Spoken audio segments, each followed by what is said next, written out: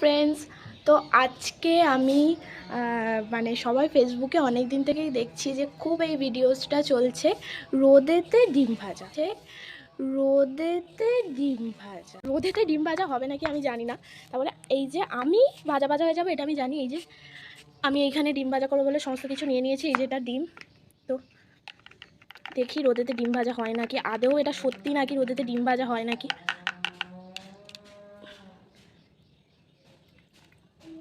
মা, আমি তো ঠিকঠাক জায়গায় দিতেই পাই না, আদেও আমার হবে নাকি আমি জানি না।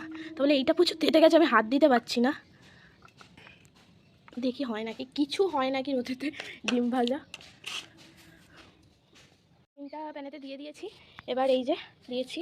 এবার আমি কিছুক্ষণ ওয়েট করি, দেখি কতক্ষণে হয় এই ডিম ভাজাটা। কিছুক্ষণ ওয়েট করার পর যা রোদ, মনে হচ্ছে হয়ে যেতেও পারে, দেখি তবে কি হয়। শহর যখন হচ্ছে আমারও নিশ্চয়ই হবে। তো তাহলে কিছুক্ষণ দেখি ওয়েট করি ডিম ভাজাটা হয়। কিছুই হয়নি ওটা না, সামান্য একটু মানে গরমেতে একটু হয়েছে, পুরোটা একটু সামান্য ভালো হয়েছে। তো দেখি আমি এটার জন্য ওয়েট করি কতক্ষণে হবে আমার ডিম ভাজাটা।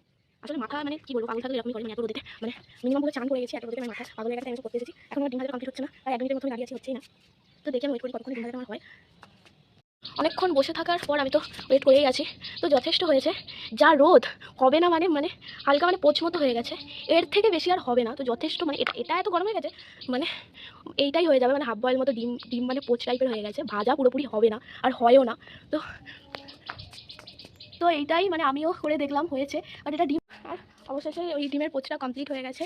এই যে এখানে ডিমের পোচটা হয়ে গেছে, তো যথেষ্ট। তো আজকের মতো টাটা, চলো বাই।